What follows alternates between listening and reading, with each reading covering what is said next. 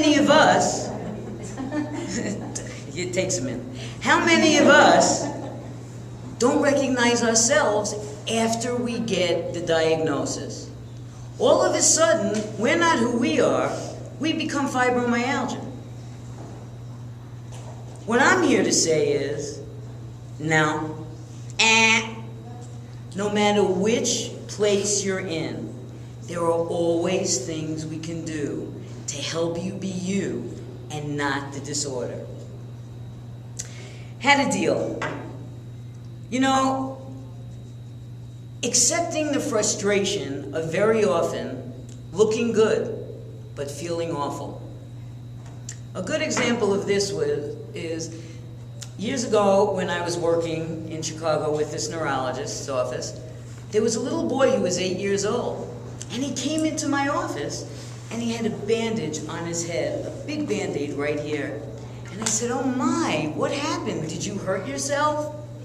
He said, no, but I get these really bad headaches and nobody believes me. But my friends, when they hurt their legs or they get a scratch or a cut, they have Band-Aids. People know they hurt. So I decided that I'm gonna wear a Band-Aid. This came from a little kid.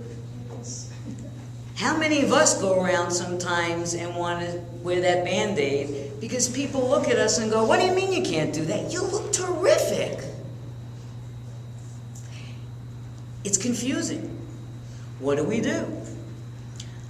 One of the tools that I did, and my office manager Jane's here, she can attest to it, the worse I feel, the better I try and dress.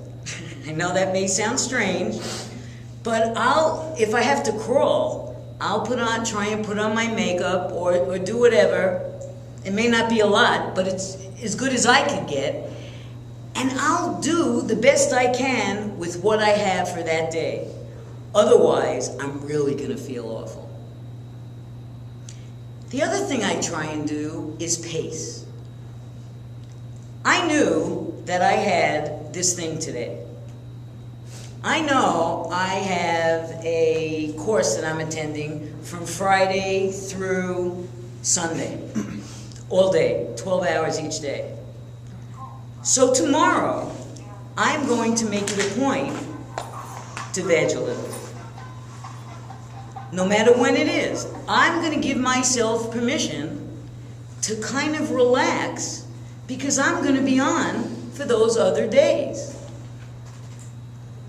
We have choices. We can buy into our illness and not do things. Or, what's the worst that can happen if we do try and do things and then don't feel good? What's the worst that can happen? We'll have to go home. We'll have to go into another room. I think what happens to people when they first find out, when they first find out that they have fibromyalgia is we kind of get what's called paralysis by analysis. We read so much. We sometimes, and I'm a big proponent of support groups, I love them when they're positive support groups. Some support groups turn out to be just complaining support groups and sessions that we're not happy with, and which can scare people.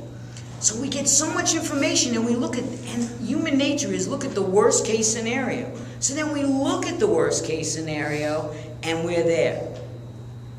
As opposed to seeing where we really feel, how we really feel, and what we can do.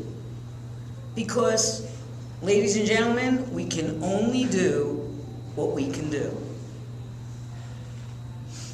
And the whole thing, it's almost like a bunch of grapes. When we eat grapes, we don't eat it whole, do we? You can't just eat a bunch of grapes whole. Like that, we eat it little by little. So that's what I ask you to do. The other thing is, you know what? I absolutely love your necklace. Oh. It's gorgeous. I used to sell jewelry. What? It's gorgeous. Can I have it? Sure. Are you gonna give it to me for keeps? No. So why, when we get up in the morning and you have a bad fibromyalgia day, you're not gonna give me your necklace, but if I'm fibromyalgia, you're gonna give me your day? Aren't you? Aren't you? No, but Right?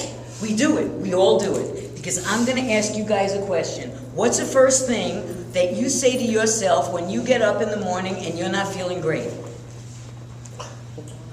Come on, come on, come on. You can tell true. It's only us here. Any language allowed? Any language allowed. Oh, fuck. Okay. Hello. Okay. Most people, okay. You're very emphatic. Some people go, oh shit. Whatever it is, oh God. Here we go. And then we beg it. We do this game called We Beg It. Please, don't do this to me. You can't do this to me, because if you do this, then I can't do this, and I can't do this, and I can't do this. So what you're doing is, as you're doing this, you're tensing up your muscles.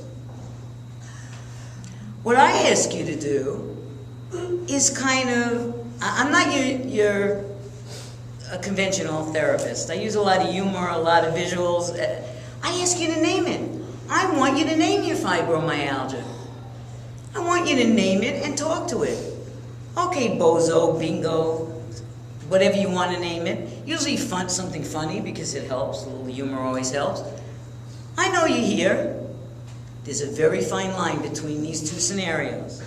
One is, oh, I can't believe you're doing this to me. You're going to ruin my day. I'm tensing up all over. Anything that hurt me before is now hurting me to the 10th level. Or, okay, bozo, I know you're here, and I have my fibromyalgia. I know what it is. So I'm going to try and do whatever I can do. If I'm the kind of person that really hurts in the morning, I'm going to make plans not to do anything in the morning, so I can wake up slowly. What are some of the things that throw you when you wake up and you're feeling like you're having an episode? Anybody? Emergency phone call. Something happened in the family. Somebody gets ill, or a car accident, or tire blew off. Somebody's driving away to see you or something. And so that would be your concern? Yes. I would bet you any amount of money. I'm always betting my house. My husband said one day somebody's going to collect. But I would bet you that if something happened like that, you'd find that strength. And especially you. Look who we're talking to. You find the strength. It's amazing. The other day I had a client call me and she kept saying to me, I can't breathe, I can't breathe. You don't understand. I'm not breathing, I can't breathe. I said, you're talking to me, you're breathing.